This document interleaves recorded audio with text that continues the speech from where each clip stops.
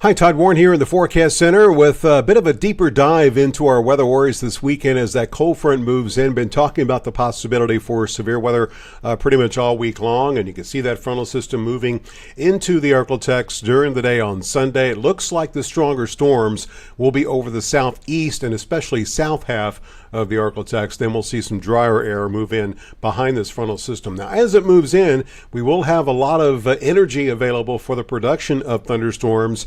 The big question is, where will these storms develop? Here's the latest outlook from the Storm Prediction Center showing that slight risk for severe weather. That's 2 on that 1 to 5 scale, meaning that if we have any severe weather reports on Sunday, they could be somewhat scattered. It does appear as if the main threat will be on the southern half of this yellow area here across East Texas and Northwest Louisiana. So let's get into the details. Again, here's a look at a loop of Futurecast from about noon Sunday to 1 a.m. Monday morning. And you can see the storms not really firing up until we get past 5 o'clock.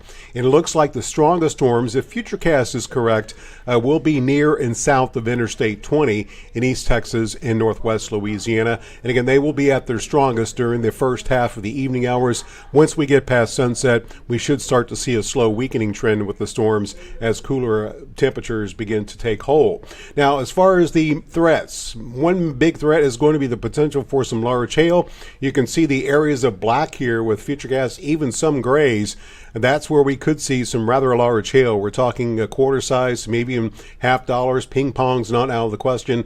And again, the hail threat looking highest, basically in the line from, say, Homer to Shreveport down to Carthage and points to the south and east. Damaging winds going to be an issue. We also have a possibility for an isolated tornado. These swaths on the low end of the spectrum here, so that tells me that the tornado risk is looking low, but it's not going to be zero, and that's something we'll be watching for. And there's going to be a narrow window from about, say, 6 o'clock to 9, 10 o'clock where that risk may be at its highest if we see anything as far as rotating storms.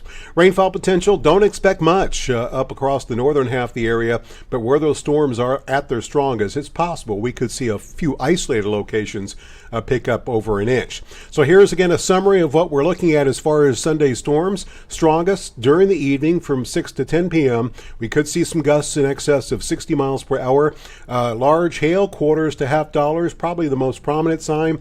An isolated tornado possible, especially south of Interstate 20.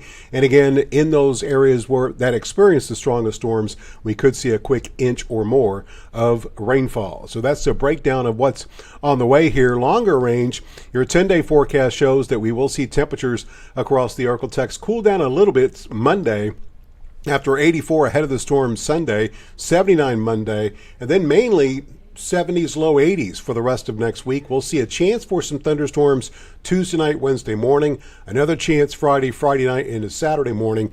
But right now, it looks like that rainfall could be somewhat limited across the ArkLaTex. So again, severe weather possible during the evening hours on Sunday, especially over the southern half of the ArkLaTex from Interstate 20 and points south.